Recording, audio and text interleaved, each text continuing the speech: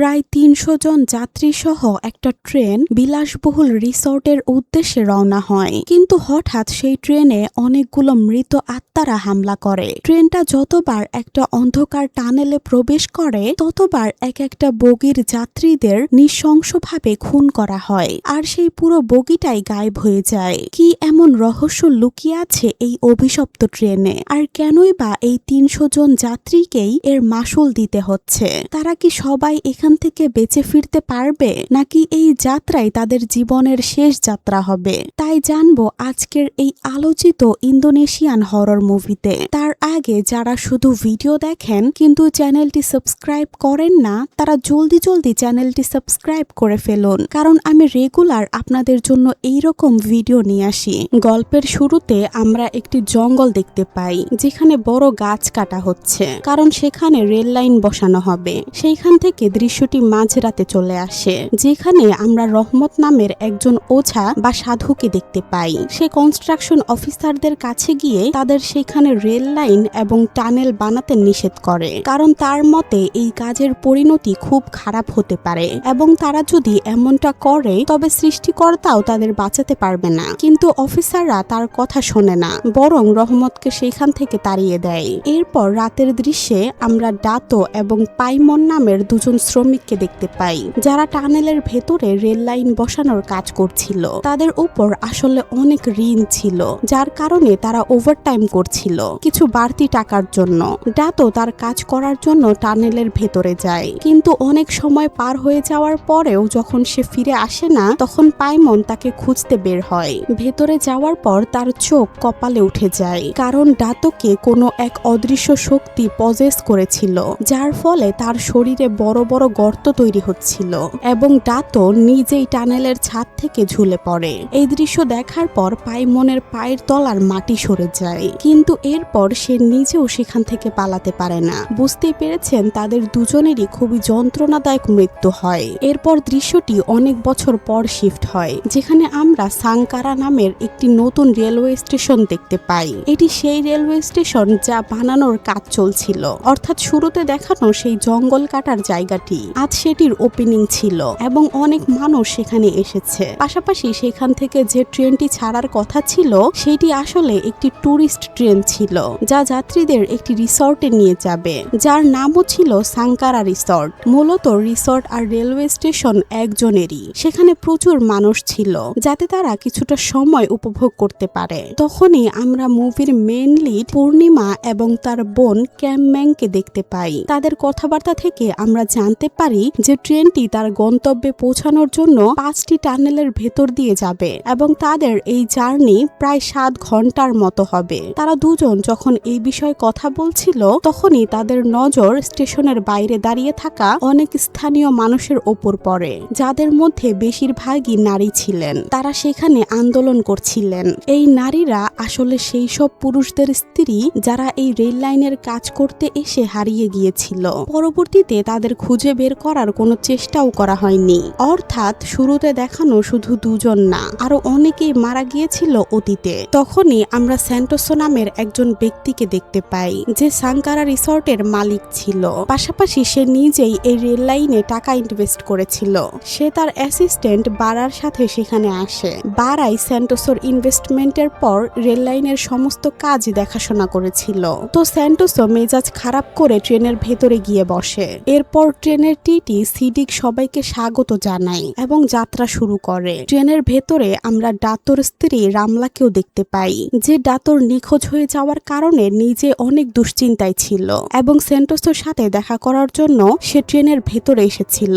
রামলা সঙ্গে সঙ্গে সেই দিকে যায়, কিন্তু সেখানে সে নিখোঁজ হয়ে যাওয়া ডাতোকে দেখতে পায়। ঠিক তার পরের মুহূর্তেই সে ডাতোকে আবার দেখতে পায়, কিন্তু আবারও সে অদৃশ্য হয়ে যায়। রামলা এতে ভীষণ শকড হয়। কিছুক্ষণের জন্য তার মনে হয় হয়তো ডাতো বেঁচে আছে, তাই সে ট্রেনের একজন কর্মচারীর কাছে ডাতোর চেহারার বিবরণ দিয়ে তার কথা জিজ্ঞাসা করে, কিন্তু সেই কর্মচারীর মতে তাদের স্টাফদের মধ্যে এমন কোনো মানুষ কখনোই ছিল না। রামলা তাকে আরো কিছু জিজ্ঞেস করতেই যাবে, এমন সময় তার নজর স্যান্টোসোর উপর পড়ে, যে বারার সাথে বিজনেস ক্লাসে বসেছিল। রামলা সঙ্গে সঙ্গে তার কাছে যেতে লাগে, কিন্তু কর্মচারীটি তাকে এই বলে আটকে দেয় যে বিজনেস ক্লাসের ভেতরে ইকোনমি ইকোনমি ক্লাসের যাত্রীদের যাওয়া নিষেধ।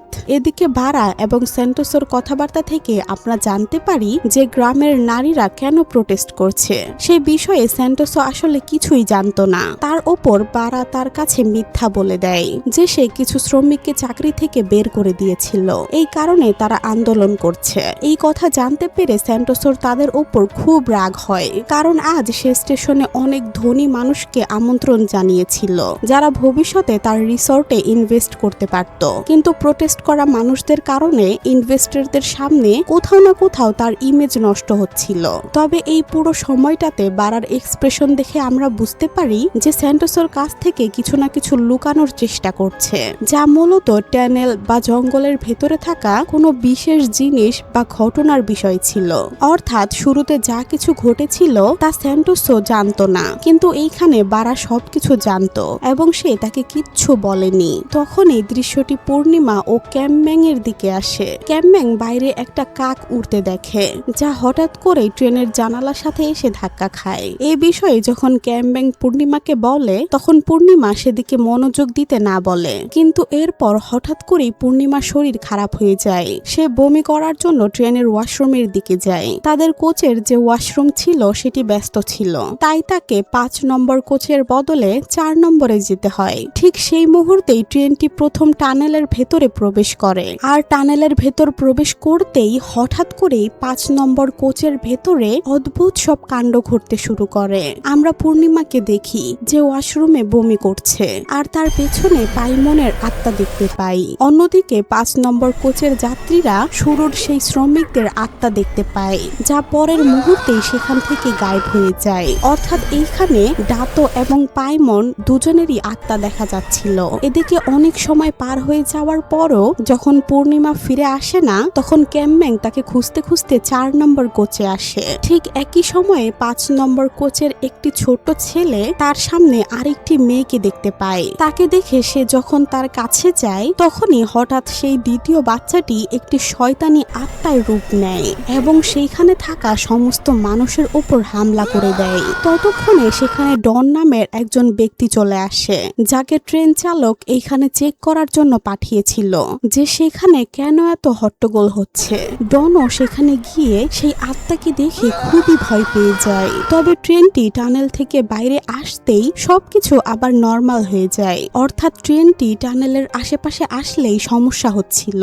যাই হোক, এখানে প্রথম টানেল তো পার হয়ে গেল। ততক্ষণে ক্যামম্যাং পূর্ণিমাকে খুঁজে পেয়েছিল। তখনই হঠাৎ পূর্ণিমার নজর 5 নম্বর কোচের দিকে যায়, যেখানে তারা এতক্ষণ বসে জার্নি করছিল। তারা দেখে সেই 5 নম্বর বগিটাই গায়েব হয়ে গিয়েছিল। এটা দেখে পূর্ণিমা এবং ক্যামম্যাং দুজনেরই হুঁশ উড়ে যায়। একবার ভাবুন, পূর্ণিমার শরীর খারাপ হওয়ার কারণেই তারা 4 নম্বর কোচে চলে এসেছিল, নয়তো তারাও শেষ হয়ে যেত। এখন 4 নম্বর কোচের বাকি সমস্ত মানুষও 5 নম্বর কোচ গায়েব হয়ে যাওয়ার কথা জেনে যায় এবং সবাই প্যানিক করতে শুরু করে। কিন্তু টেকুন ট্রেনের ইলেকট্রিশিয়ান বাহানা দিয়ে সবাইকে শান্ত করে যে ট্রেনের কিছু সমস্যা হওয়ার কারণে ওই বগিটা আলাদা করে দেওয়া হয়েছে। 5 নম্বর বগিতে থাকা মানুষদের আপনারা রিসর্টে গিয়েই খুঁজে পাবেন। ক্যামম্যাং এবং পূর্ণিমা ক্যাফেটেরিয়ার দিকে চলে যায়, কিন্তু মনে মনে তাদের সন্দেহ এখনো কাটেনি। এইখানে পূর্ণিমা যখন আবার টয়লেটে যায়, তখনই তার ডাক্তার তাকে ফোনে কল করে, যা ক্যামম্যাং রিসিভ করে। এতে ক্যামম্যাং পূর্ণিমার রোগ সম্পর্কে জানতে পারে যে আসলে তার লিভার ক্যান্সার রয়েছে এবং সেই তার চিকিৎসা পুরো না করেই শহরের বাইরে চলে এসেছে। পূর্ণিমা যখন ফিরে আসে, তখন ক্যামম্যাং ডাক্তারের কলের বিষয়ে কথা বলে। আসলে পূর্ণিমা ক্যামম্যাংকে এই বিষয়ে কিছুই জানায়নি, যাতে তার কষ্ট না হয়, আর এই কারণে ক্যামম্যাং এর মন খারাপ হয়ে যায়। তখন পূর্ণিমা তাকে বোঝায় যে সে শুধু ক্যামম্যাং এর সাথে সময় কাটিয়ে এনজয় করতে চেয়েছিল। সে প্রতিদিন ঔষধ খেতে খেতে ক্লান্ত হয়ে গেছে এবং এখন আর সহ্য করতে পারছে না। তখন ক্যামম্যাং তাকে বোঝানোর চেষ্টা করে যে তাকে চিকিৎসা করাতেই হবে, কারণ পূর্ণিমার কিছু হয়ে গেলে ক্যামম্যাংকে তার বাবার সাথে থাকতে হবে, যার তাদের জীবনের প্রতি কোনো মাথা ব্যথাই ছিল না। তখন পূর্ণিমাও তার চিকিৎসা করাতে রাজি হয়। ওদিকে ইলেকট্রিশিয়ান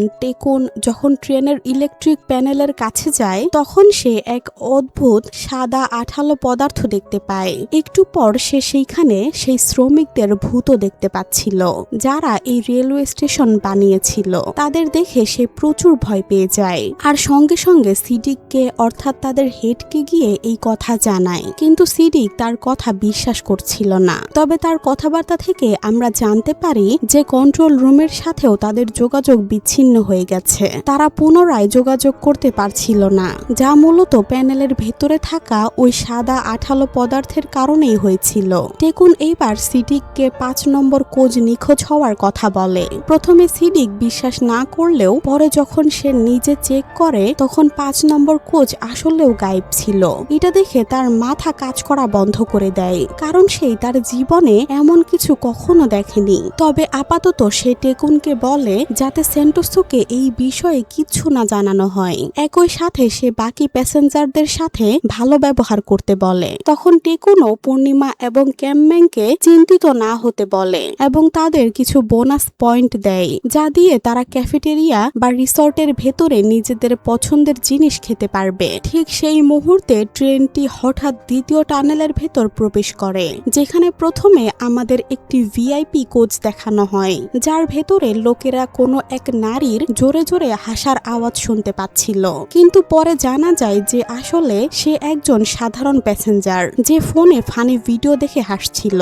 ওদিকে 4 নম্বর কোচের ভেতরে আমরা দেখি যে কিছু মানুষ জার্নি এনজয় করতে করতে গান গাইছিল, কিন্তু আচমকা তাদের মধ্যে একজনের গলা আটকে যায়। সে কোনো কথা বলতে পারছে না।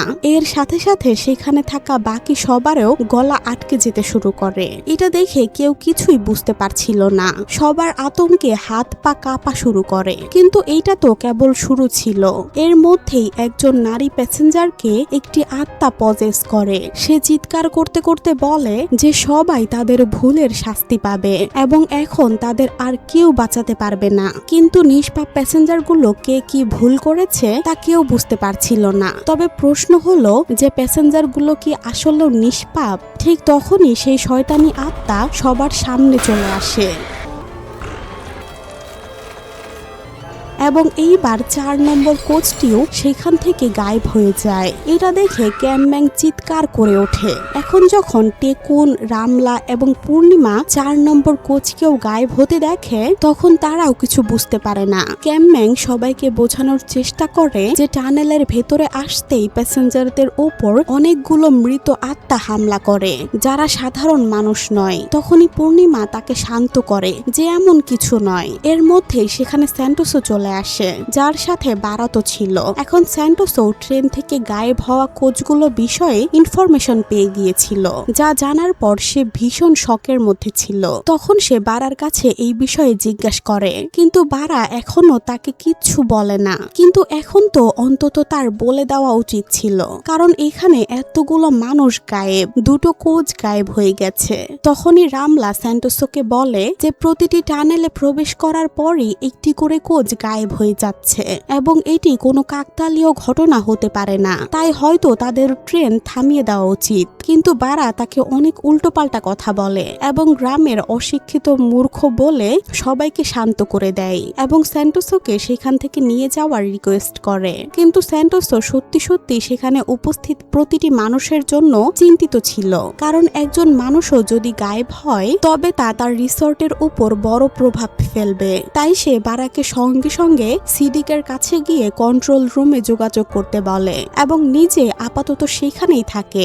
অর্থাৎ তাদের মালিক ভালো লোক ছিল, কিন্তু খারাপ লোক ছিল এখানে বারা। সে যদি এইসব বিষয় তাকে আগেই বলতো তবে হয়তো সে কিছু একটা ব্যবস্থা করতে পারত। তো বারা এখান থেকে সরাসরি সিডিকের কাছে যাচ্ছিল। তখনই রাস্তায় সে একটি কোচের সিটের উপর কিছু অদ্ভুত উদ্ভিদ গজাতে দেখে, যা সিটের উপর জীবন্ত ছিল। এটা দেখে বারা অন্য কারো নজরে আসার আগেই দ্রুত সেগুলো পরিষ্কার করে দেয়। এরপর সে যখন সিডিকের কাছে যায় তখন তার সাথে কথা বলে সে জানতে পারে যে কমিউনিকেশন সিস্টেম পুরোপুরি নষ্ট হয়ে গেছে এবং তারা কারো সাথে যোগাযোগ করতে পারছে না। এই বিষয়টি বারাকেও চিন্তিত করে তোলে, কিন্তু এখনো সে ডিসাইড করে যে স্যান্টোসোকে কিছু বলবে না, কারণ সে আগে থেকে জঙ্গলের আত্মাদের বিষয়ে জানতো। কিন্তু লোভের বশে রেল প্রজেক্ট শুরু করার আগে স্যান্টোসোকে সে এই বিষয়ে কিচ্ছু জানায়নি। আর সে যদি এখন এইসব বিষয় স্যান্টোসোকে বলে তবে তার চাকরি চলে যেতে পারে। বারা এখন শুধু সিডিককে তাড়াতাড়ি বেঁচে যাওয়া 5 নম্বর কোচের লোকেদের কাছে গিয়ে তাদের ভিআইপি ট্রিটমেন্ট দিতে বলে এবং একই সাথে একটি এগ্রিমেন্টে সই করিয়ে নিতে বলে যে ট্রেনের ভেতর যা কিছু ঘটেছে সেই বিষয়ে তারা কাউকে কিছু বলবে না। কিন্তু সিডিক নিজেও এখন খুবই ভয় পেয়েছিল। তখন সে বারাকে 4 নম্বর কোচ গায়েব হওয়ার আগের সিসিটিভি ফুটেজ দেখায়, যার মধ্যে সেই শয়তানি আত্মাদের পরিষ্কার দেখা যাচ্ছিল যে কিভাবে তারা একের পর এক মানুষকে খুন করছে। এইসব দেখার পর বারারও মনে ভয় ঢুকে যায়, কিন্তু তবুও সে চায়নি এই বিষয়ে কেউ কিছু জানুক। তাই সে সিডিককে দিয়ে ওই ফুটেজটি ডিলিট করিয়ে তার অর্ডার ফলো করতে বলে। স্যান্টোসও এরপর সেইখান থেকে যাচ্ছিল, তখনই রামলা তাকে আটকে ডাতো অর্থাৎ তার মৃত স্বামীর কথা বলে, যে কাজ করতে তো গিয়েছিল কিন্তু আর কখনো ফিরে আসেনি। এখন এই বিষয়ে জানার পর স্যান্টোসও অত্যন্ত শকড হয়ে যায়, কারণ বারা তাকে কখনো এইসব বিষয়ে কোনো ইনফরমেশন দেয়নি। সে যদি এইসব বিষয়ে কিছু জানতো তবে হয়তো সে আগেই কিছু না কিছু ব্যবস্থা করত। ওদিকে আমরা পূর্ণিমাকে দেখতে পাই যে টেকুনকে একা পেয়ে তার কাছ থেকে সমস্ত সত্যি জানতে চায়। তখন টেকুন আবেগপ্রবণ হয়ে তাকে বলে দেয় যে ট্রেনের কোনো অফিসারেরই জানা নেই যে কি হচ্ছে,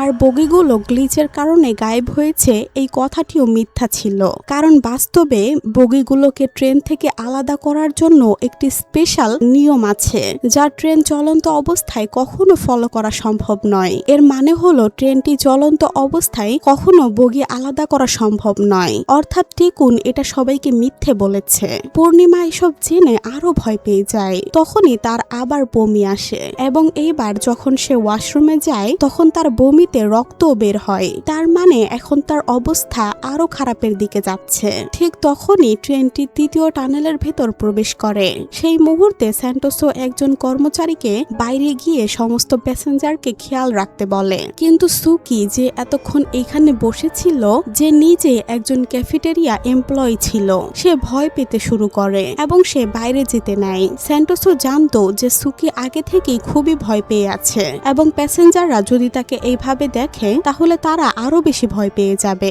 এবং প্যাসেঞ্জাররা তাকে দেখে প্যানিক করতে পারে। তাই সে আপাতত তাকে নিষেধ করে এবং অন্য কর্মচারীর সাথে 3য় কোচে চলে যায়। হঠাৎ তারা সুকির চিৎকারের আওয়াজ শুনতে পায়। এখন স্যান্টোসও এবং কর্মচারীটি ফিরে এসে দেখে যে ততক্ষণে সুকি সেইখান থেকে গায়েব হয়ে গেছে।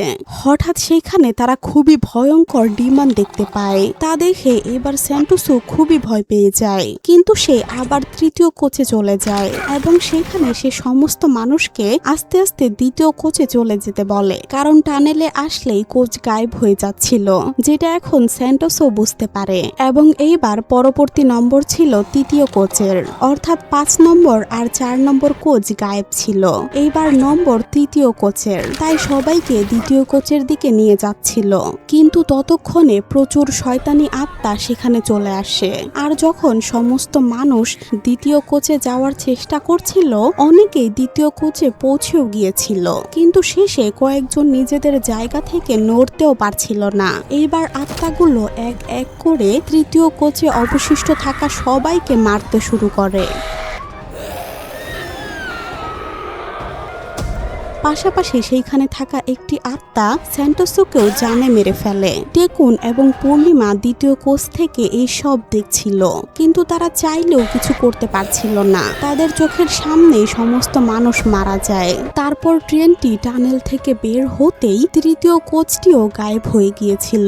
এটা দেখে 2য় কোচের একজন লোক 3য় কোচের বিষয়ে জানতে চায়, কিন্তু পূর্ণিমা বা টেকুনের কাছে এর কোনো ব্যাখ্যা ছিল না। তারা দুজনেই সরাসরি সিডিকের কাছে যায় এবং তাকে ট্রেন থামাতে বলে, কারণ ট্রেনটি যদি আবার পরবর্তী টানেলে যায় তবে 2য় কোচটিও গায়েব হয়ে যাবে। কিন্তু সিডিক কিছু করার আগেই সেখানে বারা চলে আসে, যে ট্রেনটিকে কোনো অবস্থায় থামতে দিতে চাইছিল না। তার মনে হচ্ছিল এত অ্যাডভান্স ট্রেনের মধ্যে এমনটা হওয়া অসম্ভব। তো এইখানে মূলত বারা পাগল হয়ে গিয়েছিল।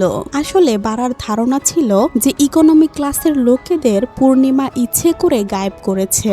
যাতে পরে তারা সমস্ত ভিআইপি প্যাসেঞ্জার এবং ইনভেস্টরদের ভয় দেখিয়ে ট্রেনটিকে কোনো ফাঁকা জায়গায় থামিয়ে সবাইকে লুট করতে পারে। এইসব জানার পর দ্বিতীয় কোচের ওইসব লোক যারা নিজেদের সাথে অনেক টাকা নিয়ে এসেছিল তারা বেশ ভয় পেয়ে যায় এবং তারাও বারার কথায় বিশ্বাস করতে শুরু করে। সেখানে পূর্ণিমা সবাইকে বোঝানোর চেষ্টা করছিল যে এমন কিছুই নয়, কিন্তু কেউ তার কথা বিশ্বাসই করছিল না। আর তখনই কৃষ্ণ নামের একজন লোক যে নিজের সাথে অনেক টাকা নিয়ে এসেছিল সে সঙ্গে সঙ্গে একটি বিয়ারের বোতল ভেঙে পূর্ণিমার দিকে তাক করে, কারণ সে ভেবেছিল তার সাথে আনা টাকাগুলো চুরি হয়ে যাবে। তখনই ক্যামম্যাং সেখানে জানায় যে তারা টানেলের কাছাকাছি পৌঁছে যাচ্ছে, তাদের দ্রুত কিছু একটা করতে হবে। এটা দেখে পূর্ণিমা খুবই ভয় পেয়ে যায় এবং সঙ্গে সঙ্গে কৃষ্ণকে ধাক্কা দেয়। তখন টেকুন এবং ক্যামম্যাংও তাকে সাহায্য করছিল।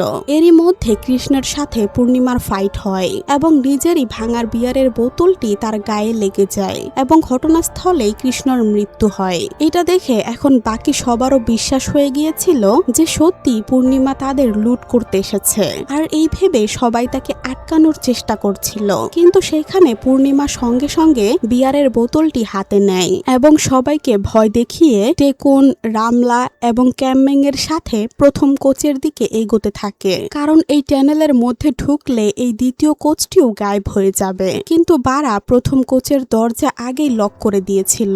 টেকুন সেখানে গেটের গ্লাস ভেঙে এবং বারাকে গেট খুলতে বলে, কিন্তু এর মধ্যেই পেছন থেকে দ্বিতীয় কোচের প্যাসেঞ্জার যারা ভাবছে যে পূর্ণিমা তাদের লুট করতে এসেছে আবারও টেকুন, পূর্ণিমা, ক্যামম্যাং এবং রামলাকে আটকাতে চলে আসে এবং তারা টেকুনকে খুবই মারধর করে, কারণ তারা তো ভাবছিল যে এরা তাদের লুট করতে এসেছে। কিন্তু ততক্ষণে ট্রেনটি টানেলের ভেতরে চলে আসে, যার ফলে আবারও সেখানে সমস্ত আত্মা চলে এসেছিল। এক এক করে এই আত্মাগুলো দ্বিতীয় কোচের সমস্ত প্যাসেঞ্জারকে মারতে শুরু করে। আর সত্যি ইন্দোনেশিয়ান হরর মুভির দৃশ্যগুলো খুবই ভয়ঙ্কর হয়। তখনই সিডিক দ্রুত এসে প্রথম কোচের দরজা খুলে দেয় এবং সেখানে পূর্ণিমা, ক্যামম্যাং, রামলা এবং টেকুন নিজেদের প্রাণ বাঁচিয়ে প্রথম কোচের ভেতরে চলে যায়। কিন্তু বাকি সব মানুষ যারা তাদের কথা বিশ্বাস করেনি তারা সবাই মারা যায়। তখন সিডিকও ডিসাইড করে ফেলে যে সে ট্রেন থামাবে, কিন্তু তখন বারা আবার মাঝখানে এসে তার কাছ থেকে ইঞ্জিন রুমের চাবি কেড়ে নেয় এবং বলে যে সে গিয়ে ড্রাইভারকে দিয়ে ট্রেন থামাবে। সিডিকও তাকে বিশ্বাস করে চাবি দিয়ে দেয়, যা আমার মতে তার ভুল ছিল।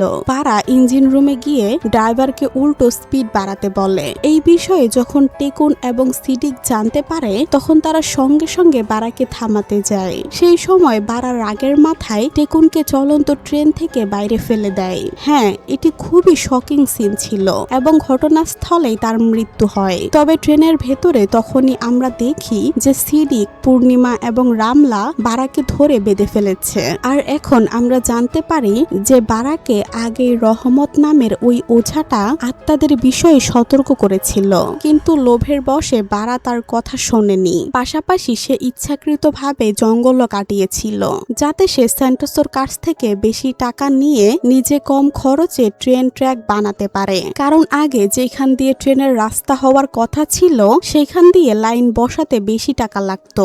এই কারণে সে জঙ্গল কেটে কম খরচে এই রাস্তা বানিয়েছে যাতে সে বেশি টাকা নিজে নিয়ে নিতে পারে। এই কথা জানার পর সবাই ভীষণ রেগে যায়, অর্থাৎ স্যান্টোসও ভালো মানুষ ছিল এবং সে ট্রেন ট্র্যাক বসানোর জন্য অন্য রাস্তার টাকা দিয়েছিল। এর পরপরই পূর্ণিমা ট্রেনটি থামাতে বলে এবং যেহেতু এখন রিসর্ট বেশি দূরে ছিল না তাই তারা পায়ে হেঁটেও ফরেস্টের রাস্তা দিয়ে রিসর্টের দিকে চলে যেতে পারত।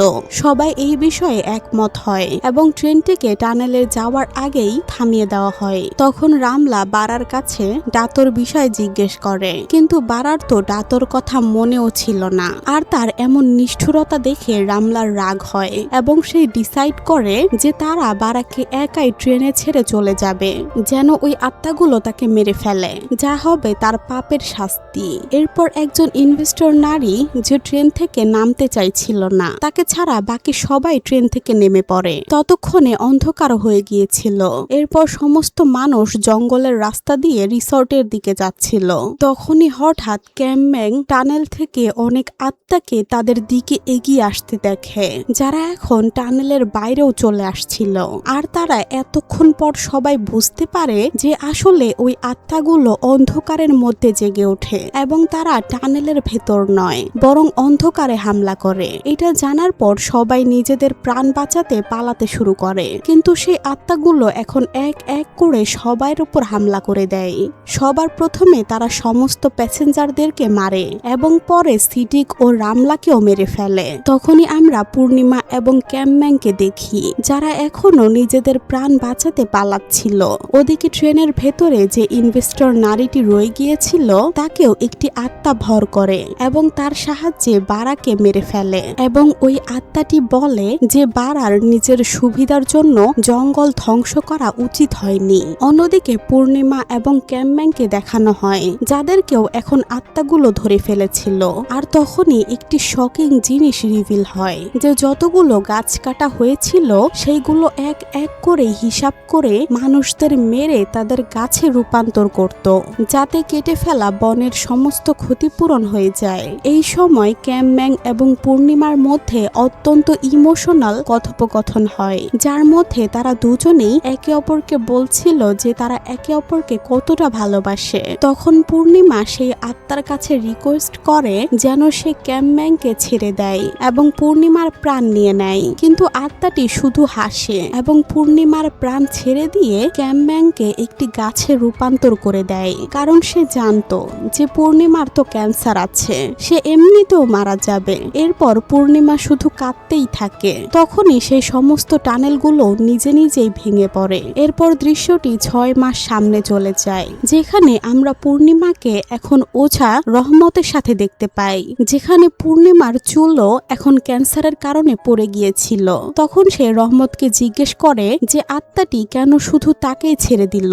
পাশাপাশি এখন আমরা এই কথারও উত্তর পাই যে আত্মাগুলো সবাইকে কেন মারছিল, যেখানে ভুল ছিল শুধু বারার। তো এর পরিষ্কার কারণ এটাই ছিল যে সেই আত্মাগুলো যদি শুধু বারাকেই মারতো তবে তার জায়গায় অন্য কেউ চলে আসতো। আর আত্মাগুলো এইটা পছন্দ করে না যে কেউ তাদের ফরেস্টে আসুক। আর বহু বছর আগে এইখানে একটা পাগলা গারদ ছিল, যেখানে পুলিশরা ইনোসেন্ট মানুষদের নিয়ে এসে অত্যাচার করত তাদের মুখ থেকে মিথ্যে বয়ান নেওয়ার জন্য। কিন্তু একদিন সরকার এসব জানার পর সবকিছু ধ্বংস করে দেয়, ফলে তাদের আত্মা এইখানেই রয়ে যায়। এইসব জানার পর পূর্ণিমার এখন ক্যামম্যাং এর কথা খুব মনে পড়ে, তাই সে সেই গাছটির কাছে যায় যা ক্যামম্যাং এর শরীর থেকে তৈরি হয়েছিল এবং সে সেটির সাথে কথা বলতে শুরু করে। আর এইখানেই এই মুভিটা শেষ হয়। তো কেমন লাগলো আজকের এই গল্পটি তা অবশ্যই কমেন্ট করে জানাবেন, কারণ আপনাদের একটি কমেন্টে আমি আরো অনেক ভিডিও বানানোর উৎসাহ পাই। আর ভিডিও ভালো লাগলে অবশ্যই একটি লাইক আর চ্যানেলটি সাবস্ক্রাইব করতে ভুলবেন না কিন্তু। আল্লাহ হাফেজ।